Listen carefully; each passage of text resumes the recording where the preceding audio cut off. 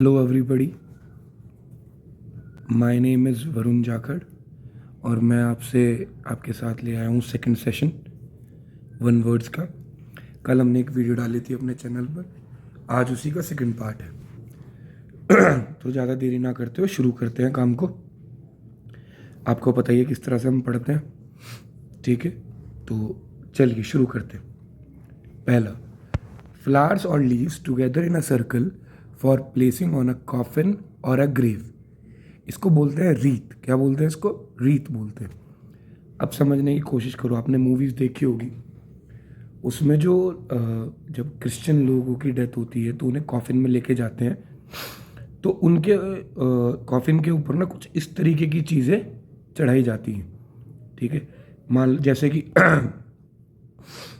एक सर्कुलर होगा, उस पर फूल पत्तियाँ लगी होंगी, तो इस फूल पत्तियाँ जिस पर लगी हुई होती हैं इसको हम क्या बोलते हैं? रीत बोलते हैं, ठीक है? सेकंड देखो, a large deep pot used both in the oven and as a serving vessel।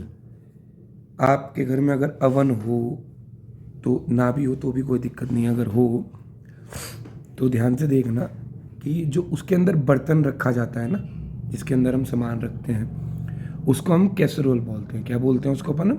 Casserole बोलते हैं। कैसरोल कुछ इस तरीके से दिखता है, आप इमेज से देख सकते हो कि इसमें क्या बना है, ठीक है? आगे बढ़ते हैं नंबर 3 की तरफ। ये आप समझते ही होंगे, the arrangement of flower that is usually given as a present, उसे बोलते हैं हम बुके। बुके होता है ये। बुके क्या होता है? आपने सुना होगा, फूलों का गुच्छा या गुलदस्ता, उसको अंग्रेजी में क्या बोला जाता है? बुके बोला जाता है, ठीक है? तो बुके क्या होता है?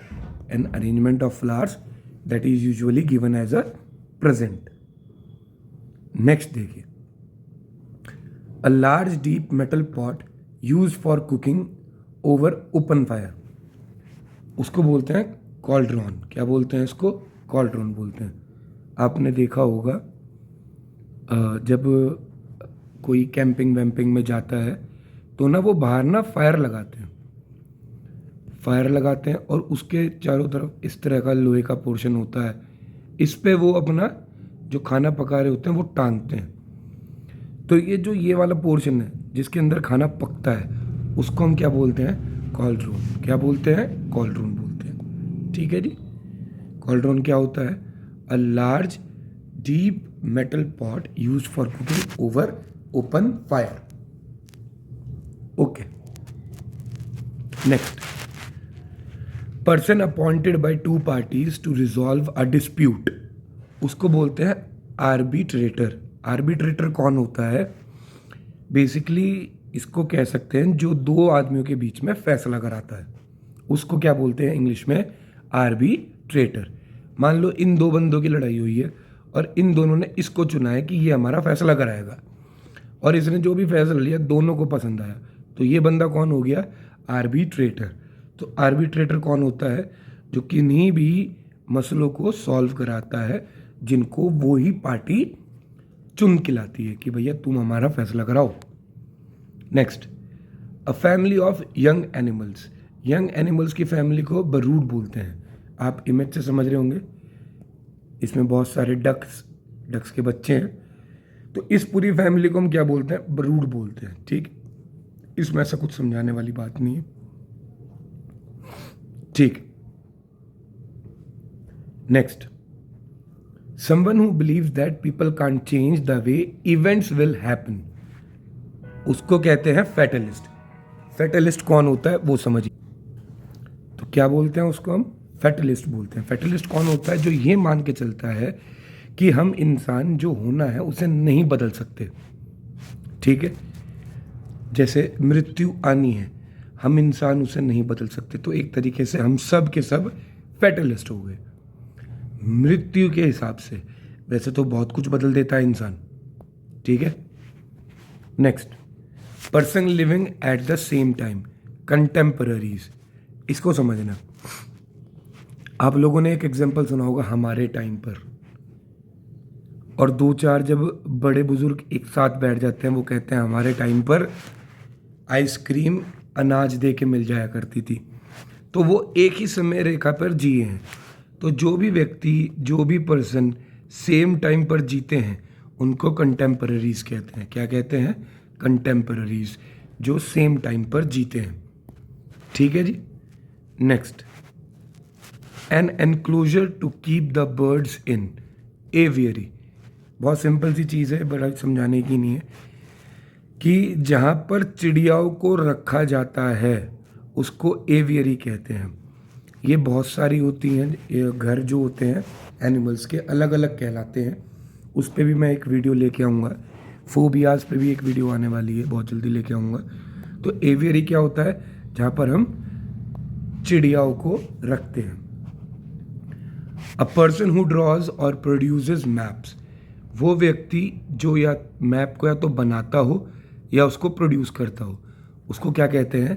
कार्टोग्राफर। आप यहाँ देखो, ये जो लड़की है, ये लड़की इस पर एक मैप बनाने की कोशिश कर रही है। तो ये लड़की कौन हो गई? कार्टोग्राफर। कार्टोग्राफर कौन हो गया? जो व्यक्ति क्या बनाएगा? मैप्स या फिर उनको प्रोड्यूस करेगा। ठीक है। 11, ये सब जानते ही होंगे, बैरल कहते हैं इसको। A cylindrical vessel bulging out in the middle, traditionally made of wooden stains for keeping oil, beer, etc. किसी भी लिक्विड मटेरियल को रखने के लिए जो लकड़ी का पुराने वाला सिस्टम होता था उसको हम क्या कहते हैं? बैरल। ये आजकल हम जैसे ड्रम कह देते हैं, ड्रम तो प्लास्टिक के होने लगे, पर आज भी वाइन, बियर, ऑयल को रखने के लिए आज भी लकड़ी के बैरल्स का ही यूज़ किया जाता है। ठीक है। तो बैरल कौन होते हैं? ड्रम्स, लकड़ी वाले drums. Next, a person without a settled home और regular word who wanders from place to place and lives by begging. इसे हम बैगर भी कह सकते हैं, बट जो करेक्ट वर्ड है वो क्या है? वेग्रेंट। क्या वर्ड है? वेग्रेंट। भिखारी को हम वेग्रेंट भी कह सकते हैं, जिसके पास घर ना हो और उसका जीवन शैली किसी से मांग तांग के चल रही हो, तो उसको हम क्या कह सकते हैं? वेग्रेंट कहते हैं। ठीक। नेक्स्ट देखते हैं। नेक्स्ट देखो, मिट जा भैया। अ पर्सन, एनिमल और plant belonging originally to a place, उनको कहते हैं हम नेटिव। नेटिव कौन होते हैं? आपने सुना होगा नेटिव इंडियंस, नेटिव अमेरिकन। तो नेटिव इंडियंस या नेटिव अमेरिकन का मतलब ये हो गया कि जो अमेरिका के ओरिजिनली हैं।